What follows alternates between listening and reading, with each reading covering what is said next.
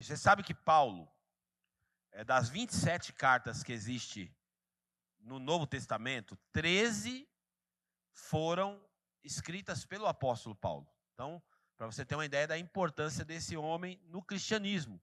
Um homem que perseguia crente e depois se tornou um grande instrumento nas mãos de Deus.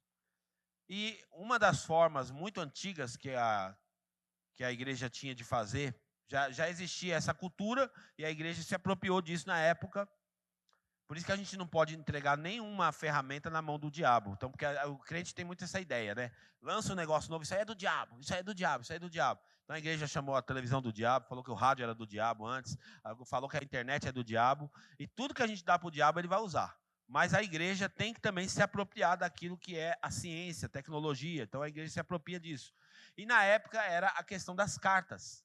Então isso já era usado antigamente e a igreja então falou assim, vamos usar isso a o nosso favor. E as cartas eram escritas geralmente pelos escribas. E o apóstolo Paulo então usou essa ferramenta para poder comunicar com as igrejas na qual ele tinha implantado. Várias igrejas. Então ele escreve carta para a igreja de Corinto, escreve carta para a igreja de Gálatas, escreve carta para a igreja aos Efésios, escreve cartas pessoais para discípulos como Timóteo, Tito, Filemão. Porém, muitas dessas cartas que ele mandou para as igrejas, ele tinha uma exortação para essa igreja. Por exemplo, a igreja de Gálatas, o caos estava completo lá, a gente já estudou, vocês já aprenderam sobre isso. Tinha um caos instalado lá. A igreja de Corinto, uma bagunça, uma igreja de crente, cheia de dons, mas completamente bagunçada. A igreja de Efésios, uma igreja que tinha uma rivalidade entre judeus e gentios. E agora a carta à igreja aos Filipenses, tudo me parece que essa carta e essa igreja é a igreja que mais Paulo tinha, assim, alegria. É uma carta que me parece, quando a gente lê ela, assim, parece que a igreja que dava mais alegria para Paulo era a igreja de Filipenses. E era uma igreja dos Filipenses, né? A igreja de Filipos. E me parece, então, que ele tem muita alegria por essa igreja e ele vai comunicar isso, mas isso não significa que essa igreja não tinha problema, ela também tinha problema. Porém, era uma igreja que deu muita alegria para Paulo. E o que tem a ver essa igreja com a nossa fé? Só para você entrar na história e entender o que significa isso para nós. Quando o evangelho começa, a propagação do evangelho, e essa ideia de pregar o evangelho por todo mundo, que era a ordem de Jesus, em um certo momento aqui da história, Paulo queria pregar o evangelho no continente asiático, era o desejo dele. Ele tinha armado já um plano, uma estratégia, ele falou, a gente vai para a Ásia, e a gente vai pregar o evangelho na Ásia, a gente vai anunciar o evangelho na Ásia, e aí a Bíblia vai contar isso, está lá em Atos 16, depois você pode ler inteiro. A Bíblia vai falar que o Espírito Santo vai impedir eles de ir para a Ásia. Não, vocês não vão para a Ásia. Então eles vão ir para a Ásia e eles sentem um impedimento do Espírito de Deus. Estava Paulo e Silas para fazer essa viagem. Novamente, eles vão tentar de novo ir para a Ásia, o Espírito Santo impede de novo. Então eles são barrados no propósito que eles tinham estabelecido. E aí, nesse dia, Paulo teve então uma visão de Deus. A Bíblia fala que ele estava em um lugar e de repente ele tem uma visão. E qual que era a visão que ele teve? A visão que ele teve foi o seguinte: uma pessoa apareceu para ele nessa visão e essa pessoa falou assim, ó, passa a Macedônia e ajuda-nos.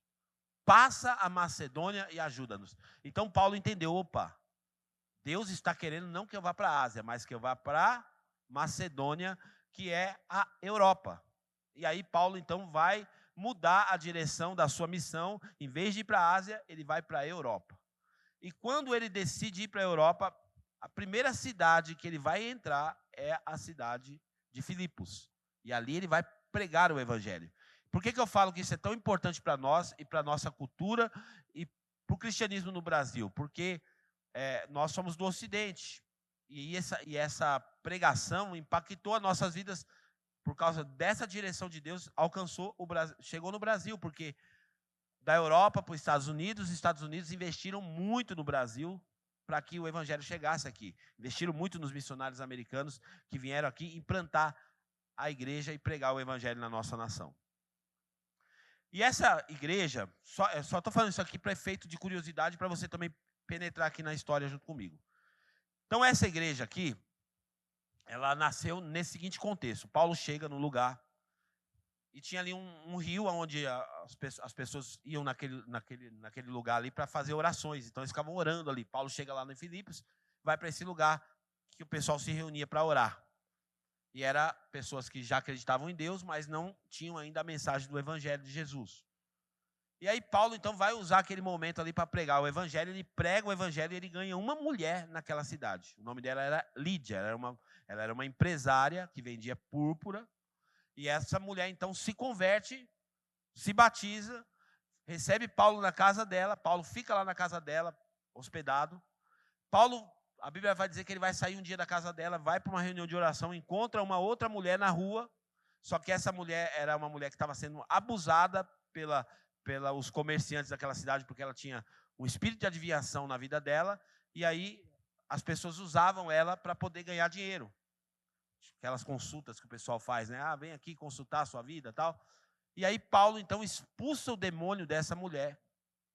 E aquilo causa um problema sério na cidade, porque agora ela não tem mais o espírito de adivinhação. Aquelas pessoas que se apoderavam dela agora não conseguem mais ganhar dinheiro com a vida dela. E aquilo traz um problema sério. Eles denunciam Paulo. Paulo vai parar dentro de uma cadeia, junto com Silas. Apanharam, tomaram uma surra, vão para dentro de uma cadeia. Quando chega dentro da cadeia, a Bíblia fala que perto da meia-noite eles começam a orar, começam a cantar. E de repente o que acontece? Um terremoto vem. Algo fenomenal aconteceu ali, não vou entrar nos detalhes, depois você pode ler. E uma pessoa se converte, um cidadão romano se converte naquele lugar que era o carcereiro, que achou que todo mundo tinha fugido, não fugiu, e ele se converte. E assim nasce a igreja, a influência do evangelho naquela cidade. Paulo não fica muito tempo ali, mas o trabalho que foi feito foi tão eficaz que marcou e impactou aquela cidade. E agora o evangelho fica fortalecido naquela cidade. E depois Paulo agora vai mandar uma carta para essa igreja que já está estabelecida, que está funcionando, que está decolando, e ele vai mandar uma carta para essa igreja para poder trazer algumas orientações. No capítulo 1, o pastor Tiago pregou semana passada, mas vou dar só uma recapitulada. Paulo vai dar graças a Deus por essa igreja. Ele começa falando assim, sempre que eu oro por vocês, eu agradeço a Deus pela vida de vocês. Ainda no capítulo 1, ele agradece pela cooperação dos filipenses, porque essa igreja aqui era uma igreja muito generosa, eles sempre participavam das ofertas para ajudar Paulo nas suas missões, eles sempre mandavam dinheiro. Paulo também demonstra o amor que ele sente por esses irmãos, porque ele fala assim, eu estou com muita saudade de vocês, por isso que a gente nota que era uma igreja que Paulo tinha um carinho muito grande. Ainda no capítulo 1, Paulo ora para que o amor que eles sentissem um pelos outros aumentasse cada vez mais. Não só o amor, como o conhecimento e o discernimento. Ainda no capítulo 1, Paulo fala sobre as cadeias, o que as cadeias estavam produzindo, porque dizendo para eles assim, não fica triste porque eu estou preso. Porque aqui nessa carta ele está preso. Não fica triste porque eu estou preso, porque Deus está usando essas cadeias para pregar o evangelho. Porque Deus ele não desperdiça nada que acontece na nossa vida. Tudo tem um propósito, gente.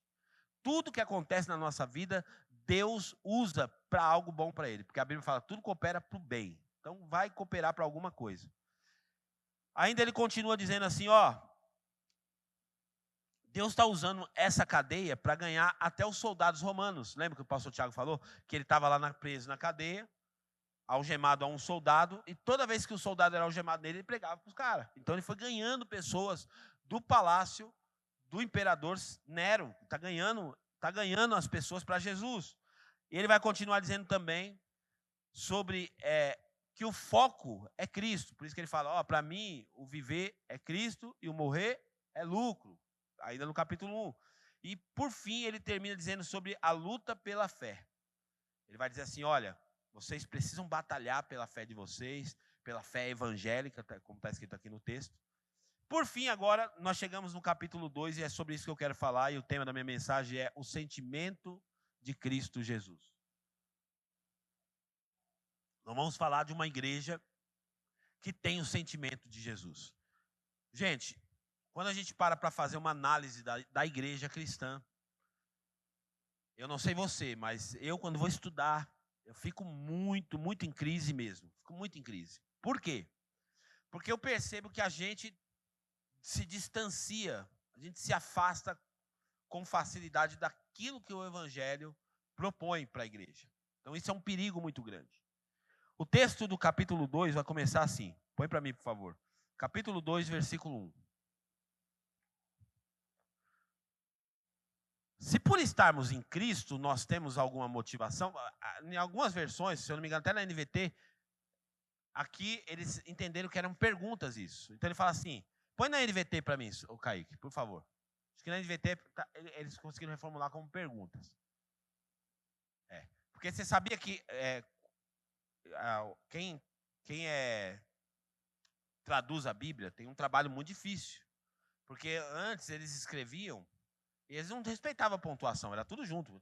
Aí eles têm que entender a exegese do texto, entender o que o autor está querendo dizer, para poder fazer a interpretação.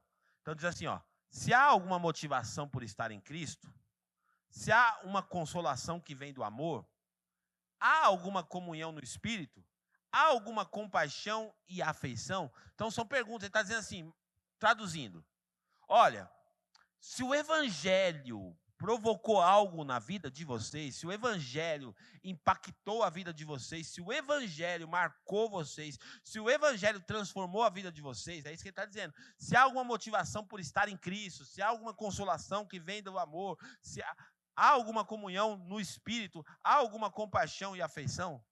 Então ele está querendo dizer assim, o que o Evangelho fez em vocês? O Evangelho provocou algo em vocês, o Evangelho mudou a vida de vocês, o Evangelho marcou a vida de vocês. Volta lá para a linguagem para mim na ACF. Por favor.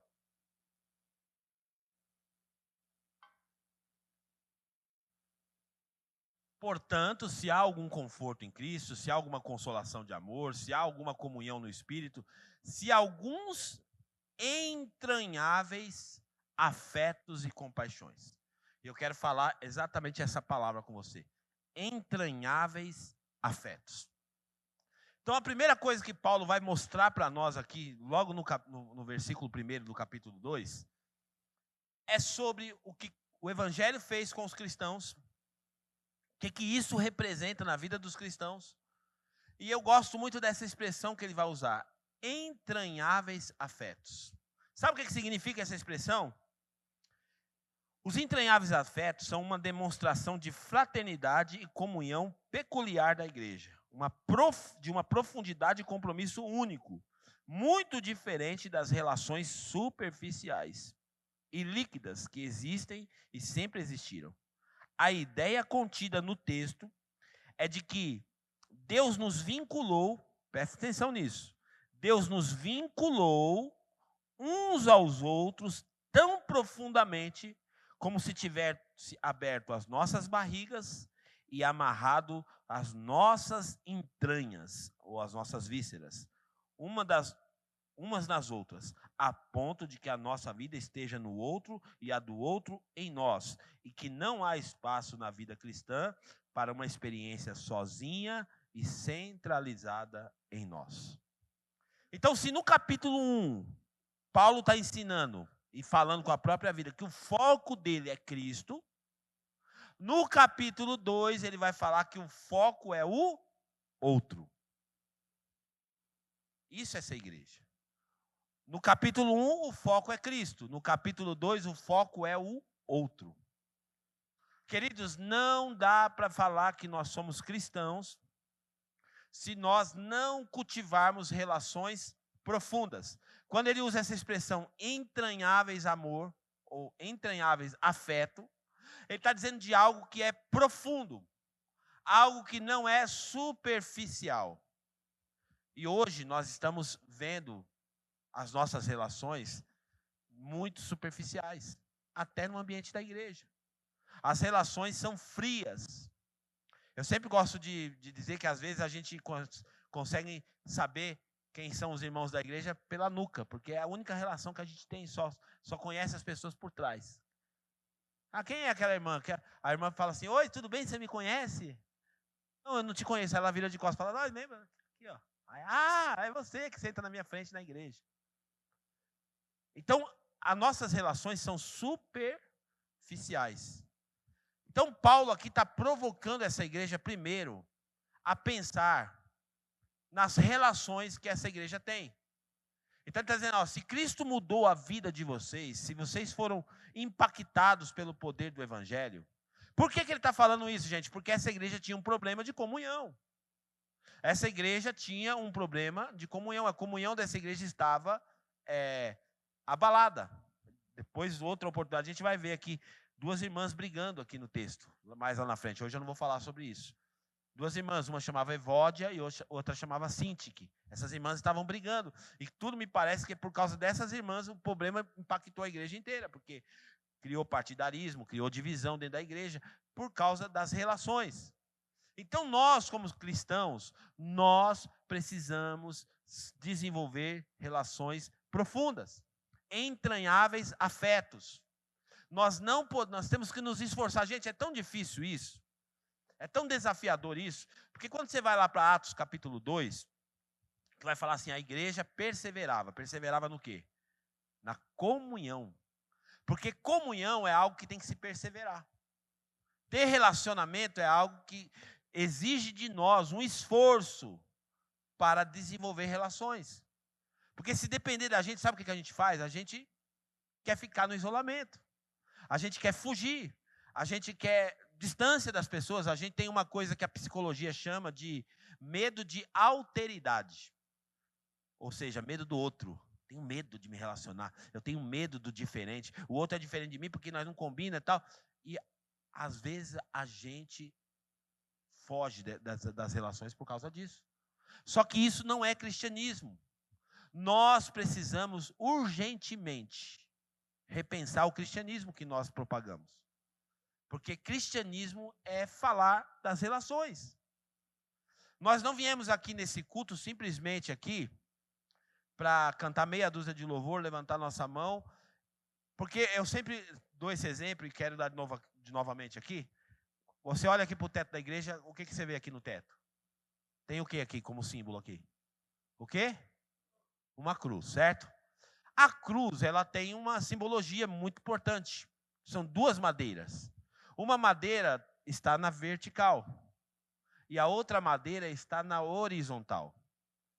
A madeira que está na vertical, ela fala da nossa relação com Deus. Então, do nosso relacionamento com Deus, que é vertical. Mas a madeira que está na horizontal fala das nossas relações com o outro. Fala da nossa relação com nossos irmãos. Então, o grande desafio da igreja é desenvolver relações profundas.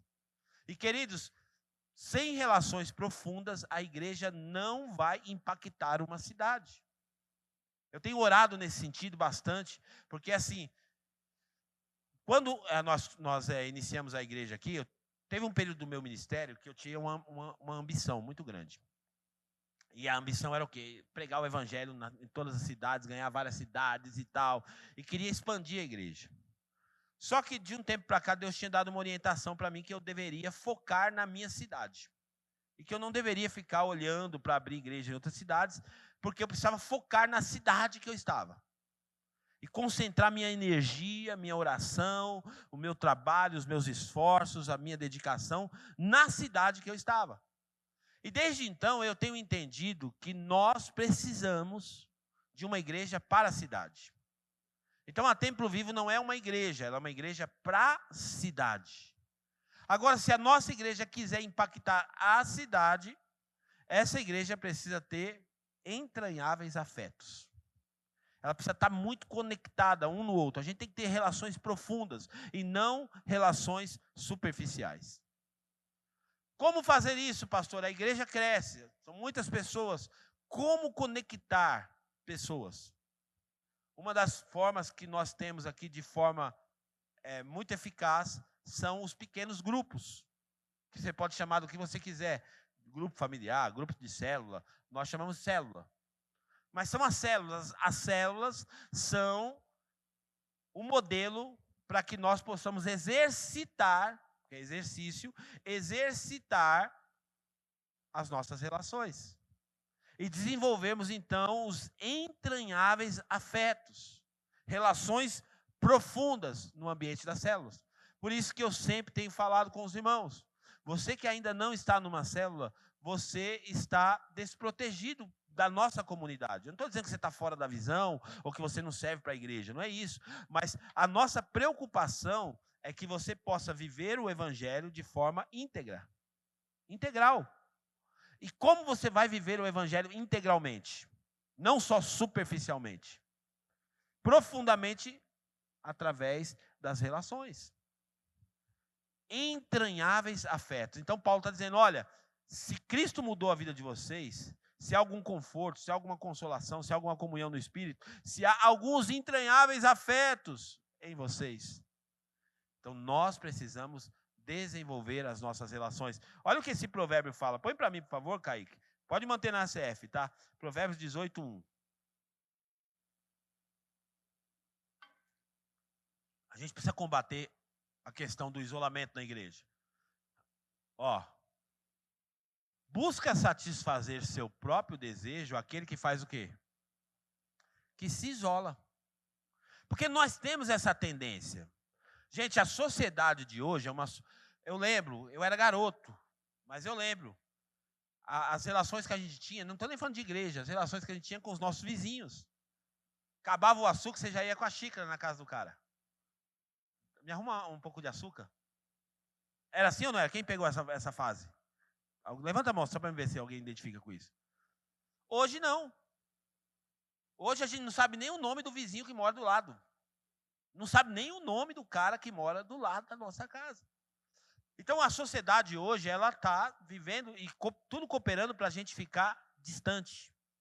Para a gente não ter relacionamentos, para a gente não desenvolver relações. E a igreja não pode embarcar nessa furada.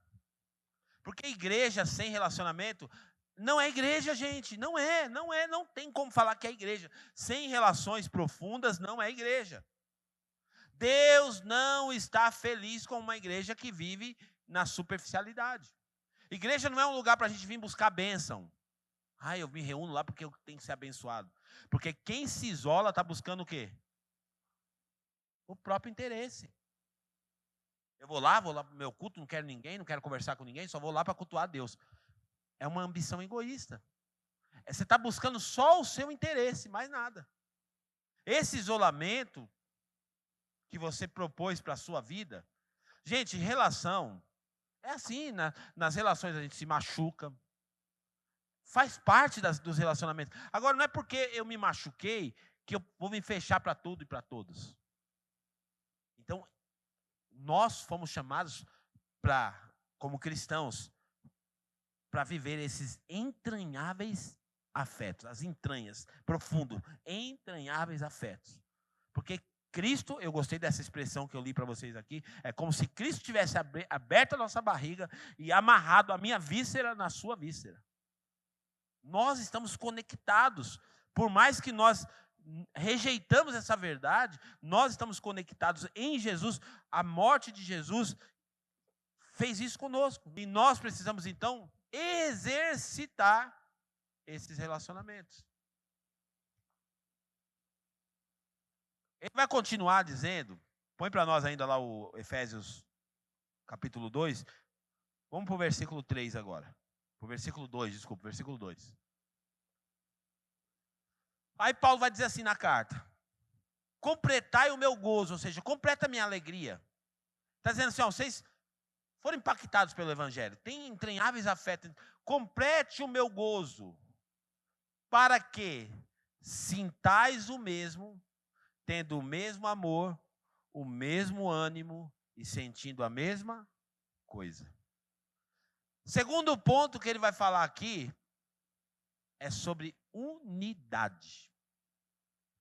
Eu estou pregando para a igreja de Jesus. E eu estou pregando para a igreja local. Essa aqui é uma mensagem para a igreja local. Não é uma mensagem que se aplica para todas as igrejas. Não, é uma igreja local. Nós estamos falando para a nossa comunidade. Obrigado. Nós estamos falando para a nossa comunidade.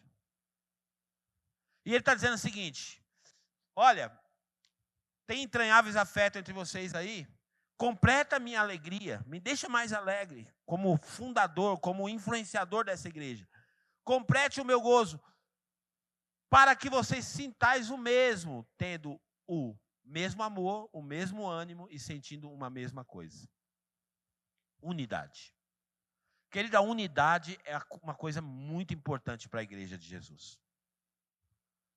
Sem unidade, essa igreja não impacta uma cidade. Sem unidade, essa igreja não consegue resultados para o reino de Deus. Ela não vai conseguir. É desafiador unir as pessoas, a gente sabe disso. É extremamente desafiador você conectar pessoas e uni-las para o mesmo propósito. Por quê? Porque você é um indivíduo. Você pensa diferente, você tem preferências diferentes, você tem gostos musicais diferentes. Só que, nesse momento, Paulo está falando, porque, como eu disse para vocês, ele está escrevendo para os filipenses, porque tinha um problema nessa igreja. Qual que era o problema? Já está identificado aqui. O problema é que essa igreja estava dividindo-se.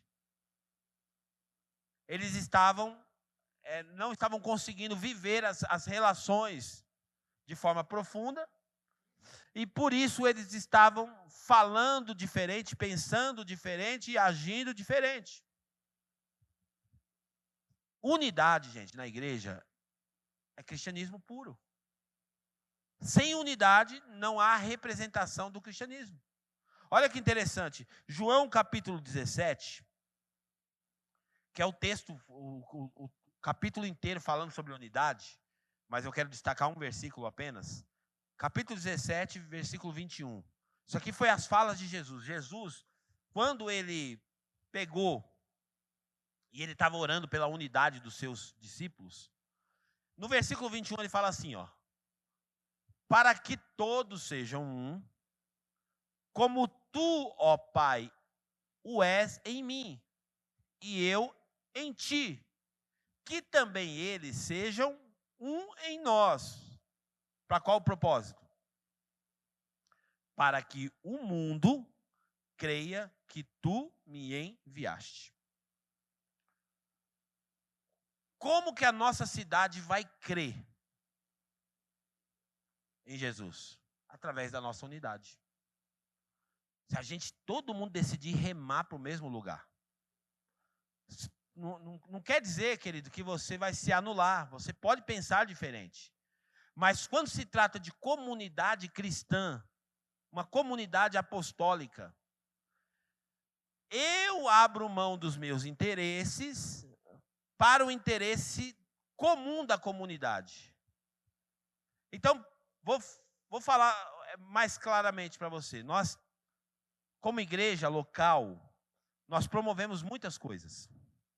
Nós fazemos muitas coisas.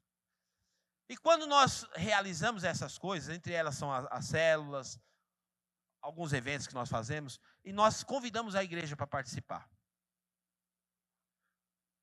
Quando nós estamos unidos, nós estamos em tudo que a igreja está propondo.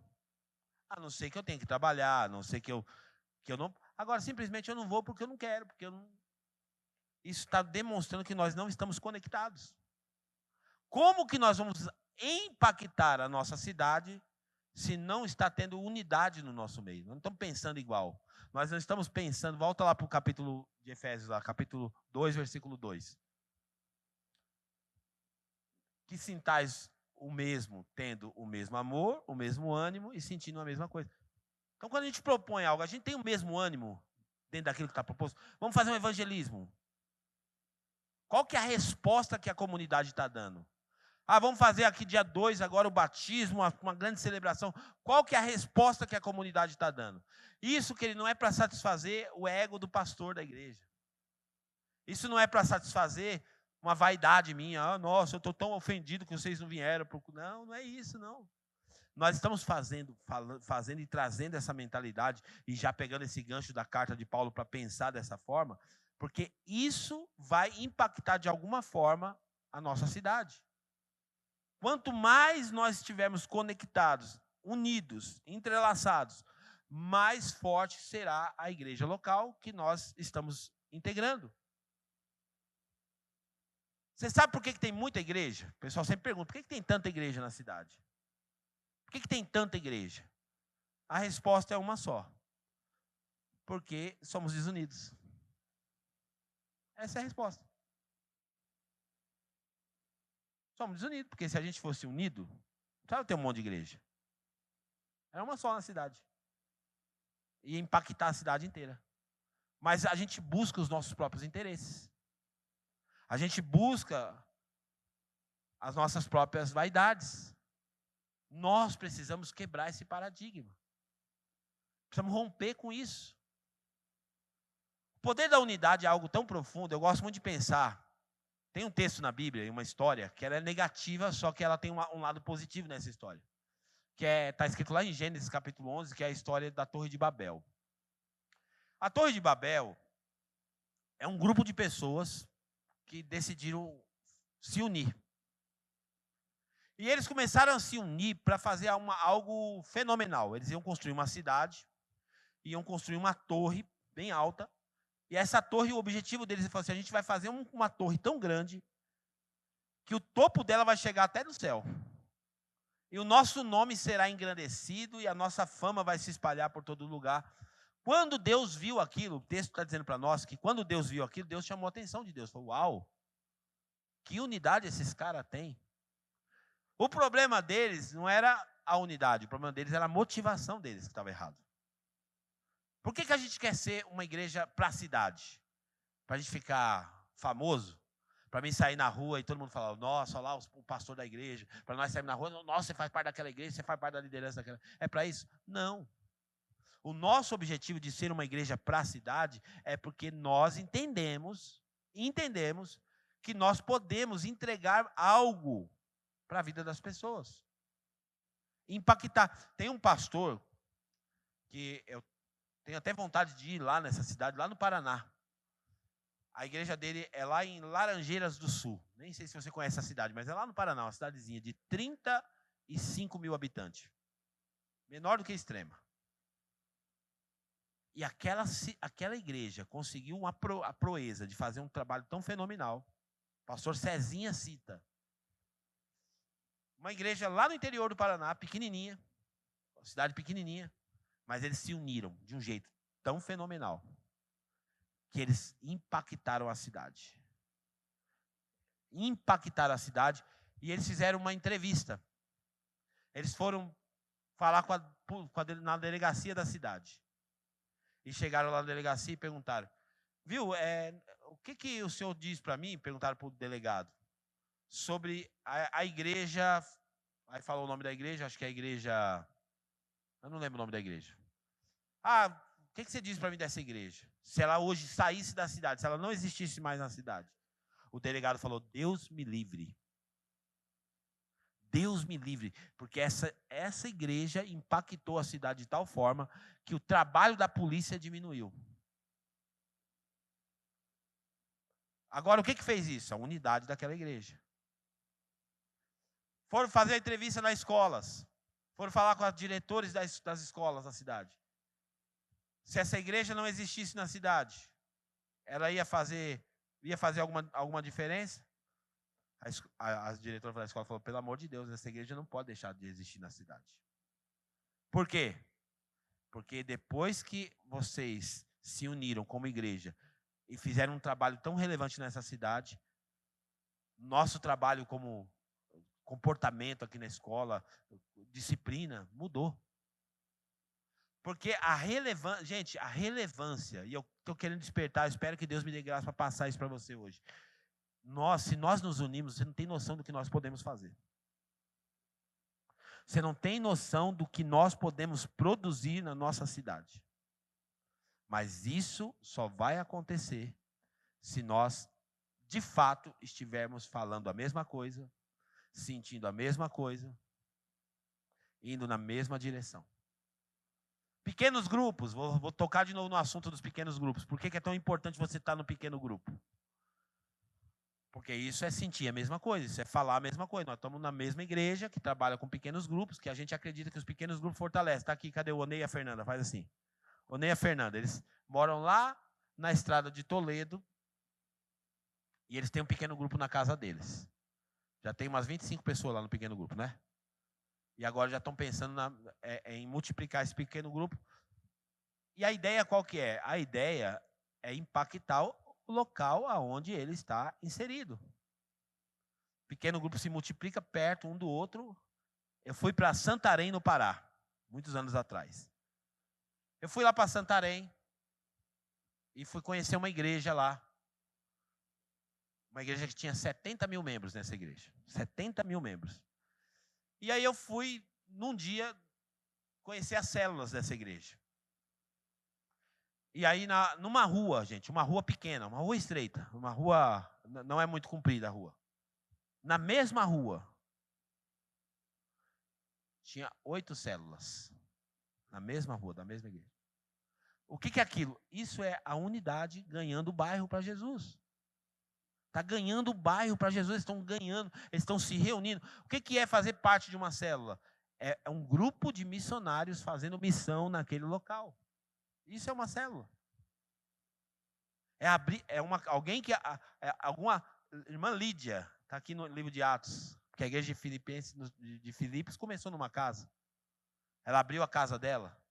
A Lídia abre a casa, os irmãos se reúnem ali, levam outros irmãos, e aquele grupo de missionários vai impactar o local onde eles estão. Mas isso só é possível por meio da unidade. Se não houver unidade, nós não vamos conseguir impactar a nossa cidade. Paulo vai continuar essa carta dizendo, vai lá para Filipenses, capítulo 2, versículo 2. Versículo 3 agora, por favor. Nessa carta ainda. Nada façais. Façais é um verbo? Sim ou não? É verbo da onde? Do verbo? Do verbo? Diga assim, fazer. Então, Paulo está dizendo que os crentes precisam se envolver em fazer algo. Nada vocês façais por contenda ou por vanglória. Por quê? Porque tinha mais essa situação acontecendo. Quem estava trabalhando no reino de Deus, quem estava trabalhando naquela comunidade, estava trabalhando com as motivações erradas. Ou estava trabalhando por contenda, para provocar o outro, para disputar com o outro, para dizer, olha, minha célula é maior, olha, não sei o que, eu estou fazendo isso. Olha. Ou estava trabalhando por vaidade. Porque eu canto no louvor, porque eu faço isso, porque eu faço aquilo. Então, Paulo está dizendo assim, quando vocês forem servir, vocês fazerem algo, não é para vocês fazerem por contenda ou por vanglória, mas por quê? Por humildade. Então, a palavra-chave desse versículo é a palavra humildade. Outra coisa que tem que ser trabalhada na igreja. Gente, a gente precisa ser humilde. Nós cantamos aqui agora. Ser humilde como Jesus. O que a pessoa orgulhosa faz? Ele tem a mania de olhar os outros de cima para baixo. Porque ele se acha maior e melhor e superior ao outro. Então ele olha de cima para baixo. No reino de Deus, nós precisamos matar o nosso orgulho. Nós precisamos matar o nosso orgulho. Porque se nós formos orgulhosos, nós não vamos servir as pessoas. Se nós somos orgulhosos, nós não vamos nos envolver com o trabalho missionário. Por quê? Porque nós somos orgulhosos. Para fazer o que estão mandando. Ninguém dá ordem em mim. Eu não vou fazer isso. Porque eu sou livre. Eu faço o que eu quero da minha vida. O nome disso é orgulho. E Paulo está dizendo assim, vocês vão fazer alguma coisa no reino de Deus? Não olha para vocês. Não olha nem para contenda e nem para vanglória. Sejam humildes. Tem que haver humildade no povo de Deus. Cada um considere os outros superiores a si mesmo. Isso é humildade. É você olhar para o outro e considerar o outro. Você sabe o seu valor. Isso aqui não é complexo inferior. Não é você olhar e falar assim, nossa, eu sou pobrezinho, eu sou não sei o que, não. Mas é você, mesmo sabendo o seu valor, você reconhecer o valor do outro. Mesmo sabendo o seu valor, você olhar para o outro e reconhecer o valor do outro. Paulo está trabalhando essa ideia com a igreja. Essa igreja precisava trabalhar a humildade. Pessoas que não são humildes não são pessoas ensináveis. Não são pessoas que sabem reconhecer o valor do outro. Não são pessoas que sabem se relacionar. Porque por trás da nossa falta de relacionamento tem o orgulho. Às vezes a gente se acha melhor do que o outro e por isso a gente não se relaciona com ele. Ah, mas ele não é igual eu, mas ele não é da mesma categoria que eu, mas ele não é... E a gente às vezes se acha melhor do que o outro. E uma coisa que a gente também trabalha na nossa comunidade é para sermos uma comunidade de iguais. Temos pessoas aqui de posições aqui, tem pessoas aqui graduadas, tem médico, tem advogado, tem aqui no nosso meio. Mas dentro da comunidade, nós somos iguais. E aí a humildade vem para aquele que tem uma graduação servir aquele que talvez não tenha.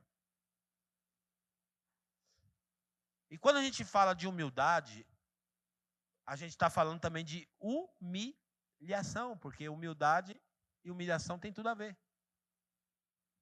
Quem é humilde não tem problema em se humilhar para o outro. Essa é uma comunidade cristã, gente. Isso é o cristianismo. Nós precisamos trabalhar a humildade em nós. Então, faça uma pergunta para você mesmo. Será que o meu isolamento, às vezes, não tá transvestido de orgulho?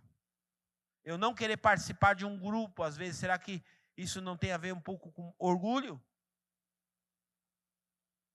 Ah, porque eu vou lá para ficar ouvindo o outro falar, o outro não sei o quê, o outro não sei o quê.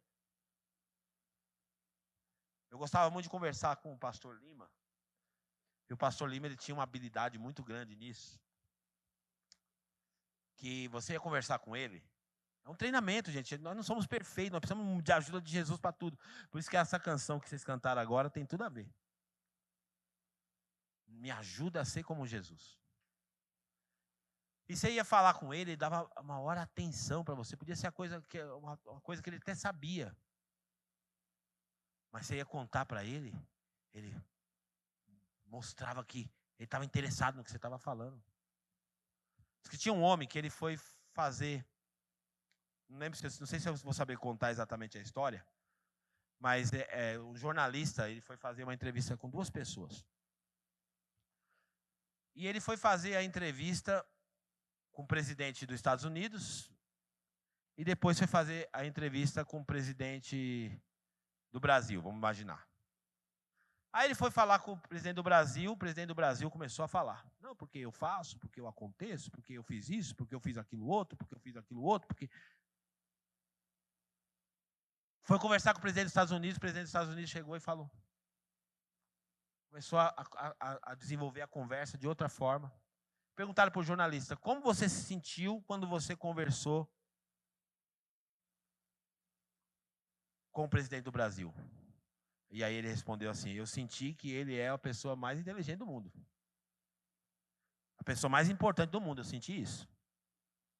E quando você conversou com o presidente dos Estados Unidos, o que você sentiu? Eu senti que eu era a pessoa mais inteligente do mundo. Eu senti que eu era a pessoa mais importante do mundo. Isso é humildade. É você, como diz o texto lá, põe para mim, Caio. Considere os outros superiores a si mesmo. É assim que a gente vai viver comunidade. E Paulo ainda vai continuar. Continua para mim, por favor, Caicão. Não atente cada um para o que é propriamente seu. Isso aqui é difícil. Essa é a parte difícil e dolorosa do cristianismo. Por quê? Porque nós estamos vivendo hoje numa sociedade extremamente egoísta. Não somos altruístas em nada. Primeiro eu, depois de mim vem quem? Eu de novo. É assim. É assim que a gente está vivendo hoje. E nós, se nós tivermos um pouquinho de honestidade, nós vamos admitir isso. Primeiro eu e depois é eu de novo.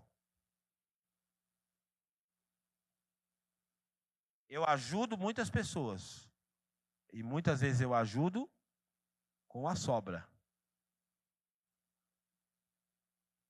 Então ele fala assim: não atente cada um para o que é propriamente seu, mas cada qual também para o que é dos outros.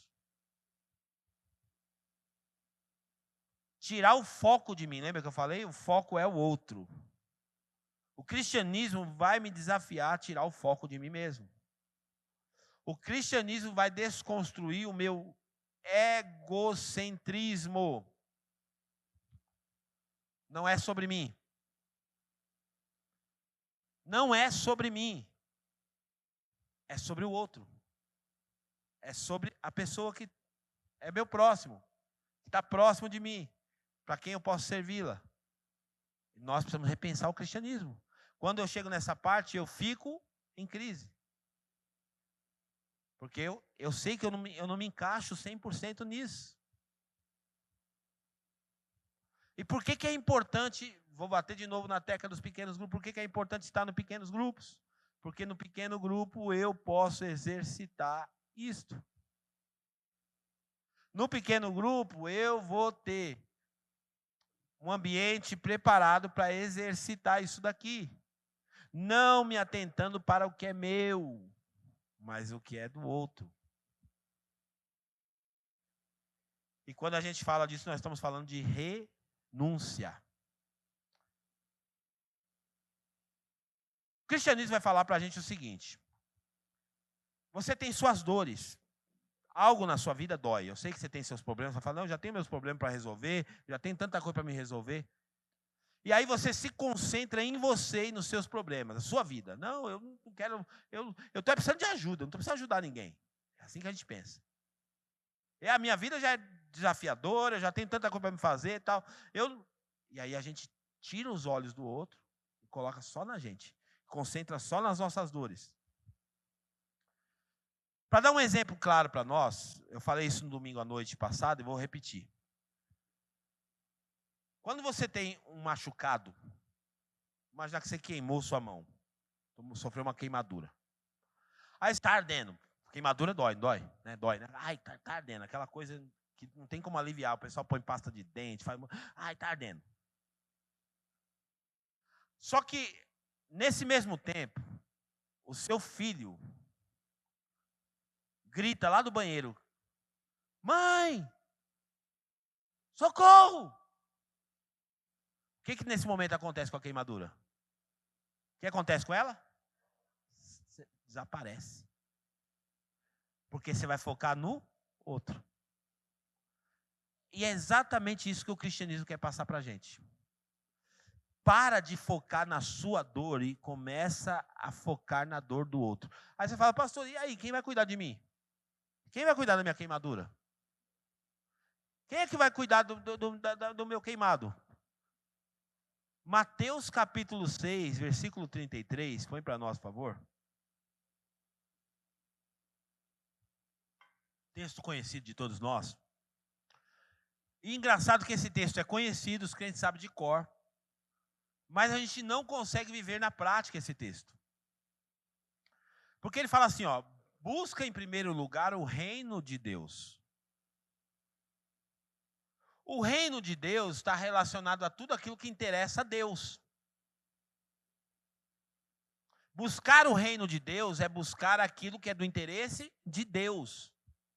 E qual que é o interesse de Deus? O interesse de Deus é que nós vivamos aquilo que a palavra dele ensina. As pessoas são um interesse para Deus. Então, tirar os olhos de mim, colocar os olhos nos outros, é buscar o reino de Deus. E o ambiente mais maravilhoso para a gente exercitar isso é a comunidade cristã. E para a gente fazer isso de forma muito mais profunda são os pequenos grupos. 2024 a gente quer trabalhar muito forte com os pequenos grupos. Nós precisamos, como meta, que cada crente esteja em um pequeno grupo, sendo cuidado e cuidando. Ontem fui jantar ontem, uns irmãos abençoados que me levaram para jantar, né? O Ney e a Fernanda me convidaram. E a gente estava conversando sobre isso. Nós entendemos, porque assim, a cultura da igreja antiga, parece que o pastor tem que cuidar de todo mundo, né? O pastor é o pastor da igreja, ele tem que cuidar de todo mundo, tem que dar conta de todo mundo. Ele não vai dar conta. O pastor de Lucas capítulo 15, o pastor das 100 ovelhas, lembra? Eram 100 ovelhas. O que aconteceu com ele? Ele perdeu uma ovelha. Por quê? Porque ele não dá conta de cuidar de todo mundo. Mas quando a gente vai para a Bíblia, qual que é a ideia da comunidade cristã? Não é uma babá cuidando de todo mundo, é um cuidando do outro. Isso é comunidade cristã, isso é cristianismo.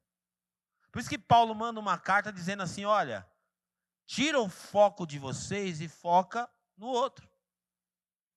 Tira o foco do que é de vocês e foca no outro. E o texto tem uma promessa, olha que coisa linda. Porque tem uma promessa de Deus. Se a gente aprender a viver isso aqui, a gente vai viver essa promessa. Esse texto aqui tem um desafio e uma promessa. Qual que é a promessa do texto? Qual que é a promessa? Me ajuda aí.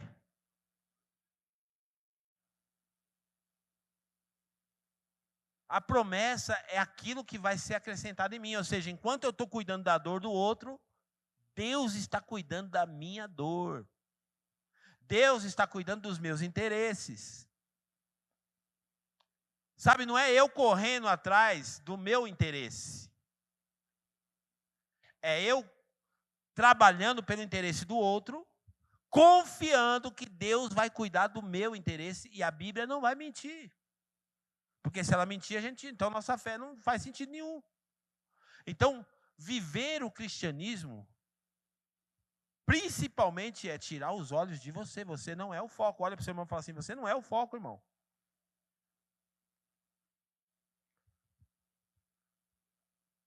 Mas a gente não está preparado para essa conversa. A gente não está preparado para isso. Porque a gente está ocupado demais com nossos próprios interesses. Gente, cristianismo é muito mais profundo do que a gente pensa.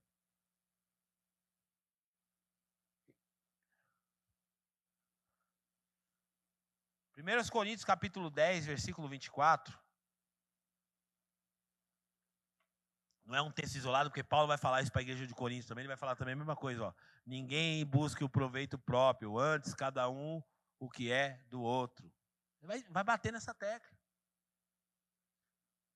Antes cada um o que é do outro. Gente, imagina uma comunidade servindo uns aos outros. Porque esse é eu vou chegar na parte do sentimento de Cristo. Para você pensar, uma comunidade vivendo essa cultura. Eu tô falando, não estou falando de casos isolados. Eu não estou falando acontecendo só na célula do Onei, só na célula, não. Eu estou falando isso acontecendo na comunidade inteira. Você tirou os olhos de você. E você está olhando para o outro. E servindo o outro. Como que eu posso servir as pessoas? Não é só. Quando a gente fala de servir, gente, não está falando de coisa material. Ah, só coisa material. Não. Servir o outro é você poder ouvir a pessoa. Servir o outro é visitar alguém. Servir o outro é presentear alguém sem querer nada em troca. Você está mostrando, eu estou à sua disposição, quero te servir. Romanos 12, 10, ele também falou isso. Romanos 12, 10. Amai-vos cordialmente uns aos outros com amor fraternal, preferindo-vos em honra uns aos outros. O que é preferir em honra? Porque assim, gente, isso pode ser demonstrado até numa refeição. O cara vai comer, ele está na fila da frente, ele não está nem preocupado se vai sobrar bife para o outro, ele já pega 2 para ele. Acontece. Agora, quando a gente prefere um ao outro de honra, não pode ir, passa na minha frente. Pode ir. Não, a prioridade é sua. Pode passar, pode fazer. Pode. Você sempre está preferindo o outro, dando a honra para o outro. Isso é uma cultura que a gente precisa ser despertado para isso, para viver o cristianismo.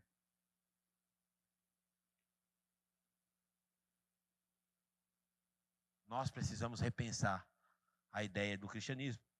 E Paulo, ainda escrevendo essa carta, ele vai dizer para nós, para a igreja de Filipos, olha, deixa eu falar para vocês uma coisa.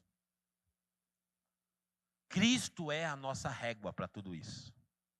Aí ele vai entrar nessa parte. Põe lá para mim, Filipenses.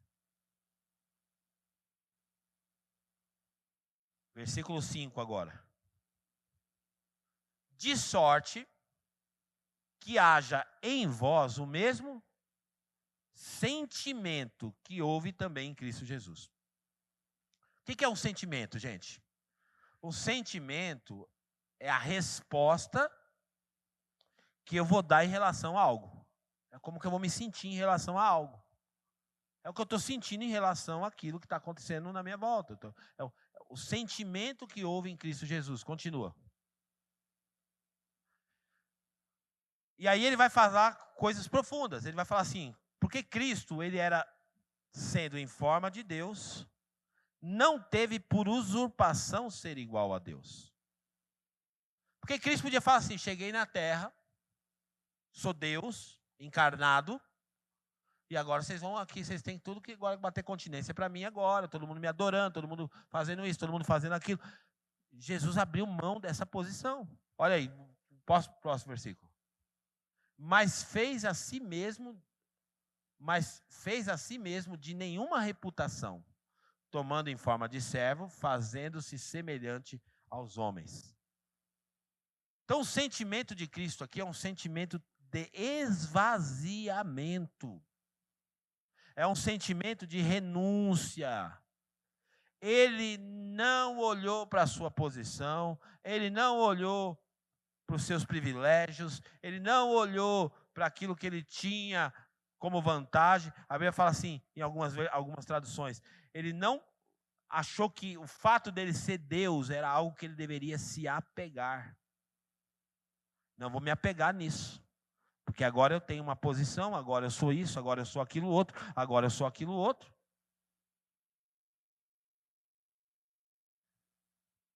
Mas fez-se a si mesmo nenhuma reputação, tomando forma de servo. Você conhece muito bem o ato de Jesus lavando os pés dos discípulos. Quando os discípulos viram ele fazer aquilo, tomaram um susto, um choque muito grande. Porque ele pega uma bacia, ele pega uma toalha, e agora ele vai se humilhar. E ele vai lavar o pé dos seus discípulos. Pedro olha aquilo e Pedro fala, não, está errado isso. O Senhor não vai lavar o meu pé. E Jesus fala para ele, se eu não lavar o pé, você também não tem parte comigo. Aí Pedro então fala, não, então lava tudo, não lava só o pé não, lava tudo então. A gente está disposto a... Porque assim, o ministério de Jesus é o ministério da bacia e da toalha. Esse é o ministério de Jesus. O ministério da bacia e o ministério da toalha. Por isso que ele está dizendo, haja em vocês o mesmo sentimento que houve em Cristo Jesus. Qual é o sentimento de Jesus? Servir. O sentimento de Jesus é servir. Eu quero servir. Queridos, e eu quero provocar você. Numa comunidade cristã, nós temos o formato dos cultos. Está aqui o nosso culto. Como que é o culto? O culto tem liturgia, o culto tem uma hora da palavra, tem o louvor, mas o culto não necessariamente vai conseguir envolver todo mundo no serviço. Então, como que eu posso servir a minha comunidade? Como que eu posso servir? Uma das formas de servir, olha eu de novo, pequeno grupo, é no pequeno grupo. Gente, não tem escapatória. Esses dias eu estava pensando, meditando, falei, não tem escapatória. O pequeno grupo é a grande salvação da igreja. Sem pequeno grupo É impossível, e eu vou reforçar essa palavra com negrito. Impossível nós sermos uma comunidade genuína. Porque no macro, as relações são superficiais. No macro, as nossas relações são superficiais. Aqui é, Pai do Senhor, irmão, sai do seu lugar de 10 abraços. É isso, fica só nisso. No macro, a gente não serve ninguém. Como que a gente vai servir? No micro, no pequeno grupo. No pequeno grupo eu vou saber do seu problema. Vou saber da sua dificuldade. Fala, poxa, Deus me colocou nesse pequeno grupo para me servir esse meu irmão. Eu posso servir ele de alguma maneira. Ah, meu problema é um problema no casamento, eu vou te ajudar. Ah, meu problema é com alimentação, nós vamos resolver. Ah, meu problema é que o aluguel meu atrasou. O pequeno grupo vai cuidar um do outro. É assim, gente. É assim que a gente vai ser uma comunidade cristã ativa. Então ele fala, que haja em vocês, se eu recebesse uma carta dessa de Paulo, que haja em vocês o mesmo sentimento que houve em Cristo Jesus. Se a gente tivesse tempo aqui, a gente ia destacar vários sentimentos que houve em Jesus aqui. Mas que todos vai se resumir num só. Qual que é? Amor. Porque servir é um ato de amor. Renúncia é um ato de amor. Então, o amor é o sentimento principal, é o maior sentimento de Jesus. Continua. E achando-se na forma de homem, fez o quê? Humilhou-se a si mesmo. Sendo obediente até a morte e morte de cruz. Porque a obediência é um sinal de humilhação. Você sabia disso? Obedecer é um sinal de humilhar-se. Porque às vezes você obedece contrariado. Sabe que Jesus fala assim, eu vou para a cruz agora, eu vou. Não. Mas ele se humilhou. Essa é a vontade do Pai. Qual que era a vontade de Deus para Jesus? A cruz. A vontade de Deus era Jesus ir para a cruz mesmo. Então agora ele vai. A Bíblia fala que como ovelha muda, ele vai para o matadouro. Ele não abriu a boca diante de todos os seus acusadores. Ele tinha argumentos, ele podia falar o que ele quisesse ali. Ele podia se livrar daquela cruz. Mas ele se humilhou. Uma comunidade cristã tem o sentimento de humilhação. E obedece. Sabe, nós temos quebrado tantas ideias da religião e vamos continuar quebrando. E nós empoderamos o povo de Deus e tiramos o jugo do povo de Deus e esse domínio. O pastor não pode ser um dominador do rebanho, a igreja não pode manipular o rebanho, nada disso. Mas se você faz parte de uma comunidade que pensa a mesma coisa, que está indo na mesma direção, você obedece. Você é obediente. É um sinal de humilhação. Eu obedeço. Continua, por favor. Por isso, porque é isso que é legal. Sempre, gente, a contrapartida sempre é de Deus. A Bíblia fala assim que eu até falei no jejum aqui, o pessoal interpreta errado o texto. Os humilhados serão exaltados. Aí a pessoa pega esse texto dos humilhados serão exaltados e ela fala assim, nossa, eu estou sofrendo tanta humilhação na minha vida e eu vou ser exaltado, porque eu estou sendo... Não tem nada a ver. O texto original vai dizer assim para nós assim, ó, aqueles que se humilham serão exaltados. Não é aqueles que estão sendo humilhados, é aqueles que se humilham. E a Bíblia fala que Cristo se humilhou a si mesmo, e o que Deus fez com ele? Por isso também Deus o exaltou soberanamente e lhe deu um nome que é sobre todo o nome. Quando nós reagimos assim à palavra de Deus e fazemos o que Deus quer, Deus exalta os seus filhos. É confiança em Deus, é se entregar ao cuidado de Deus. É se entregar ao cuidado do Senhor. Deus exalta Jesus Continua, por favor. Para que ao nome de Jesus se dobre todo joelho dos que estão nos céus e na terra e debaixo da terra, e toda língua confesse que Jesus Cristo é o Senhor, para a glória de Deus Pai. Essa exaltação que Deus faz com Jesus. E quando ele dá toda essa explicação, ele está dizendo assim a mesma coisa. Quando a igreja, quando vocês têm o mesmo sentimento de Cristo Jesus, sentimento de renúncia, sentimento de amor, sentimento de servo, sentimento de humilhação, Deus exalta você. Tira os olhos de você, coloca os olhos no outro, faz o que Deus quer e aguarda o resultado. Deus vai cuidar. Enquanto você estiver vivendo nesse ciclo vicioso de é eu, vou no culto, minha bênção, meu milagre, eu quero é eu que eu quero, é eu, vai ficar vivendo a vida toda debaixo de uma derrota. Às vezes eu me deparo com um crente que está vivendo 20 anos de crente, 20 anos numa derrota. Você conversa com ele, ele sempre está falando a mesma coisa. A minha vida está difícil, sei o quê. Por quê? Porque ele está focando nele. O tempo todo é ele. O problema é ele. O foco é ele. Tira os olhos de você um pouco. E passe a olhar para o outro. Fica de pé nessa manhã.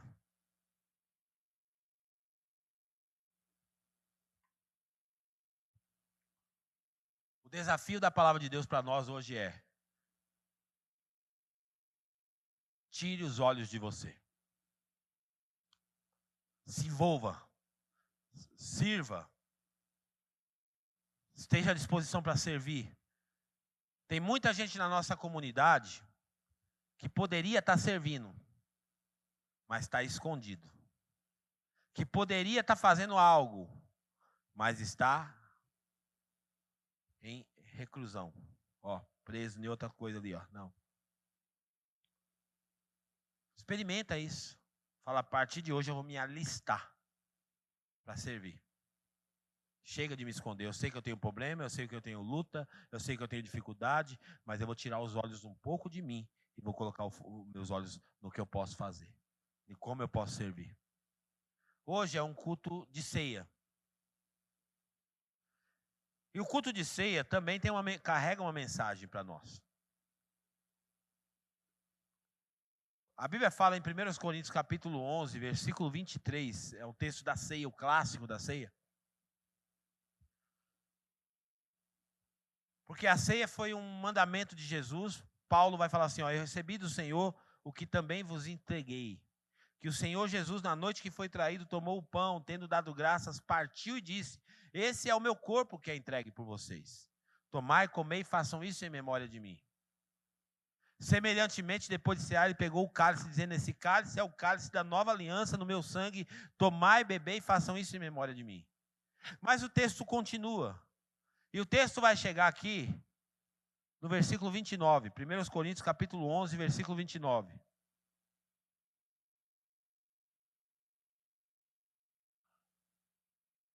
Primeiros Coríntios 11, 29 vai dizer assim, porque o que come e bebe indignamente, a gente lê isso aqui, a gente assusta, ai meu Deus, estou em pecado, a gente tem um terror em cima desse texto. Quem come e bebe indignamente, come e bebe para a sua própria condenação. Não fazendo o quê? Não discernindo o corpo do Senhor. O corpo de Cristo não é o pão. Quem é o corpo de Cristo? É o seu irmão. Por isso que a gente ensinou a igreja, porque antigamente a ceia a gente participava assim, parecia que era um ritual. Né? Pegava o pãozinho, aí fechava os olhos, aí tentava entrar num transe espiritual. Oh, aleluia! Oh, maravilha! E a ceia era algo que a gente participa de forma individual. É isolamento, é eu com Deus aqui. Só que a ceia, na verdade, não sei se você sabe disso, mas a tradição cristã fala para nós de uma festa chamada, no Novo Testamento, Festa Ágape. E na festa Ágape era a festa onde os crentes participavam da ceia. A ceia não era isso que a gente participa aqui. Você está achando que a ceia era pegar um pedacinho de pão michuruco, um cálice com um pouquinho de suco? Tinha isso. Esses são os elementos oficiais da ceia. Mas a ceia era uma grande comunhão entre os irmãos. Tanto é que se você ler o texto de Coríntios aqui, você vai perceber. Os irmãos traziam comida. Um trazia uma coisa, outro trazia outra. Por quê? Porque aquele momento era o momento de servir. Eu vou servir com o que eu tenho. Certo? Só que essa igreja aqui de Corinto, lembra que eu falei que era uma igreja problemática? O que eles faziam? Aquele que era mais rico, trazia o quê? Trazia uma picanha, trazia uma lagosta. E aí o grupinho dos ricos na igreja se reunia para comer aquelas coisas. O irmãozinho que era mais pobre trazia uma refeição mais simples. E era separado dos demais também para fazer a refeição com outros que estavam com coisas mais simples. Dentro da igreja isso, está aqui no texto de Corinto. E eles não estavam discernindo o quê? O corpo de Cristo. Eles não discerniam, eles não... E a Bíblia fala que eles faziam o quê? Que eles faziam as refeições sem olhar para o outro. Eles não repartiam, eles não... Então era um culto que, quando eles se ajuntavam, eles falavam assim, vocês não se ajuntam para o bem, vocês se ajuntam para o mal. Está aqui no texto. Deixa eu achar essa parte, põe para mim lá. Vai, continua aí. Por causa disso há entre vós muitos fracos e doentes e não poucos que dormem. Continua. Porque se nós julgássemos a nós mesmos, nós não seríamos julgados. Continua. Mas quando somos julgados, somos repreendidos pelo Senhor para não sermos condenados com o mundo. Continuando. Portanto, meus irmãos, quando vos ajuntais para comer, esperai uns pelos outros. Continua. Mas se alguém tiver fome, come em casa, para que não vos ajunteis para o juízo. Quanto às demais coisas, ordená-lo-eis quando for. Acho que está anteriormente. Mas o contexto aqui não dá tempo a gente ler. Mas o contexto aqui, ele está falando exatamente disso. Não discernir o corpo. Não necessariamente está falando do pão. Mas está falando do teu irmão. E o que é discernir? É não olhar para o irmão. Então a ceia não é uma reunião para você participar de olho fechado, é para você participar de olho aberto. Olhando para o outro, enxergando o outro. Você já olhou para o seu irmão hoje? Olha aí para ele aí. Já olhou para ele?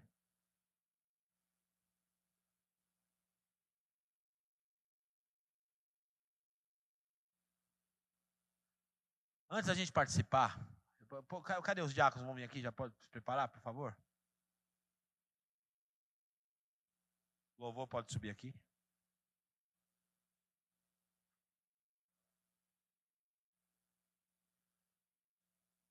A gente vai fazer exatamente essa reflexão.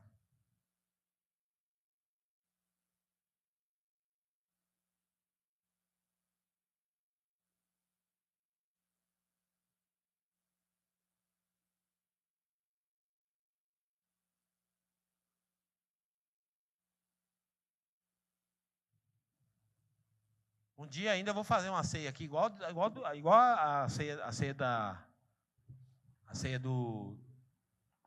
da igreja primitiva. Um dia a gente vai fazer ainda. Só uma comilança só.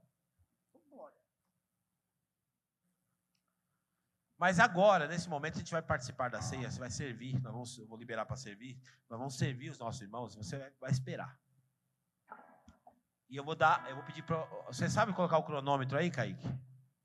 Sabe? Você vai colocar para mim 5 minutos do cronômetro. Depois que eu der o start para você. E nesses 5 minutos você vai conversar com alguém. Vai discernir o corpo hoje, na prática. Vai perguntar o nome. Vai perguntar onde mora. Vai perguntar se já está indo numa célula. E vai fazer a pergunta que você não quer fazer, assim, como eu posso te servir? Ai, meu Deus, essa parte não, pastor. Vai que o cara pede um dinheiro. Vai que o cara faz não sei o quê. Vai. Mas nós vamos fazer na prática isso.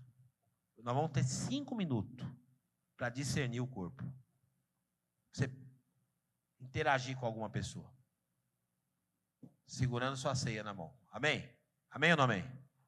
É um exercício, gente. Isso. Persevere na comunhão. Se nós quisermos ser uma igreja para a cidade, quisermos impactar a cidade, quisermos marcar a cidade, nós precisamos rever isso. Amém? Vamos orar. Senhor, eu quero te agradecer pelos elementos da ceia. Aqui está o pão e aqui está o cálice que representa o teu sangue. Senhor, nós entendemos pela tua palavra que a ceia, ela não é uma reunião para celebrar em cima do cadáver de Jesus. Não é um culto fúnebre que nós vamos chorar em cima da morte, mas é a celebração da vida, da ressurreição. Senhor, em nome de Jesus, a igreja primitiva discernia o corpo experimentando os relacionamentos, e nós também não queremos ser negligentes. A tua palavra diz que aquele que come e bebe sem discernir o corpo, come e bebe para a própria condenação. Nós não queremos ser indiferentes aos nossos irmãos. Nós queremos conhecê-los. Nós queremos aprofundar os relacionamentos. Nós queremos desenvolver os entranháveis afetos que a tua palavra nos ensina, Senhor. Meu Pai, faz da nossa comunidade uma comunidade forte, uma comunidade robusta, uma comunidade profunda nos relacionamentos, Pai. É o que eu te peço nessa manhã. E já creio em nome de Jesus, para a glória de Deus. Podem servir a ceia.